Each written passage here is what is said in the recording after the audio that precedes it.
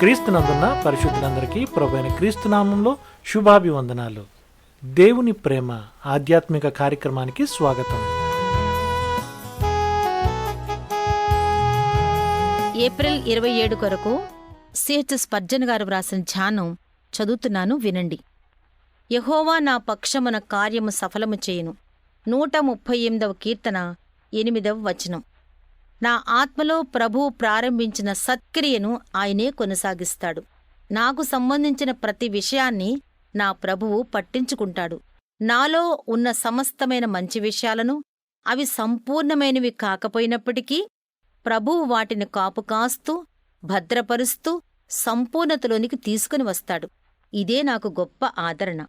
నా మట్టుకు నేనుగా ఆ కృపాకార్యాన్ని సంపూర్ణపరుచుకోలేను. ఆ సంగతి నాకు బాగా తెలుసు.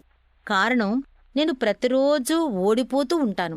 ఆయన కృపలో ఇంతవరకు నేను నిలిచి ఉన్నాను అంటే అది ప్రభువు చేస్తున్న సహాయం బట్టే సాధ్యమయ్యింది. ప్రభువు కాని నన్ను విడిచిపెట్టేస్తే నా గత అనుభవాలన్నీ శూన్యమైపోతాయి. మార్గం మధ్యలోనే నేను నశించిపోతాను. అయితే నా ధైర్యం ఏమిటంటే, ఆయన నన్ను ఏమాత్రం విడువక నన్ను దీవిస్తూనే ఉంటాడు.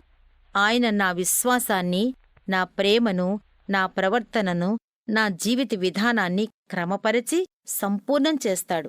ఆయన నాలో ఒక క్రియను ప్రారంభించాడు కాబట్టి దాన్ని ఆయనే సఫలపరుస్తాడు. నా సామర్థ్యం చొప్పున, నా విశ్వాస పరిణామం చొప్పున నాకు పనిభారాన్ని అప్పగించిన ఆ ప్రభువే నా హృదయ వాంఛలన్నిటినీ నెరవేరుస్తాడు. ఆయన నాలో మొదలుపెట్టిన ఏ కార్యాన్ని అసంపూర్ణంగా వదిలేయడు. అలా చేస్తే ఆయనకు మహిమ ఉండదు కదా. అది ఆయన విధానం కాదు కూడా.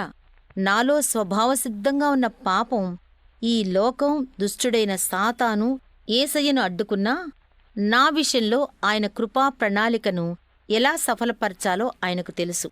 కాబట్టి ఆయన చేసిన వాగ్దానాలను నేను అనుమానించను. యెహోవా నా పక్షమున కార్యము సఫలము చేయును కనుక ఆయనను ఎల్లప్పుడూ స్తుతించెదను. ప్రభువా, నీ కృపాకార్యము ఈ దినం కొంతైనా ముందుకు కొనసాగని. దేవుని ప్రేమ ఆధ్యాత్మిక కార్యక్రమాన్ని చివరి వరకు వీక్షించిన శ్రోతలందరికీ మా హృదయపూర్వక వందనాలు. తిరిగి మరలా రేపటి ఉదయకాల సమయంలో కలుసుకుందాం. అంతవరకు సెలవు. May God bless you.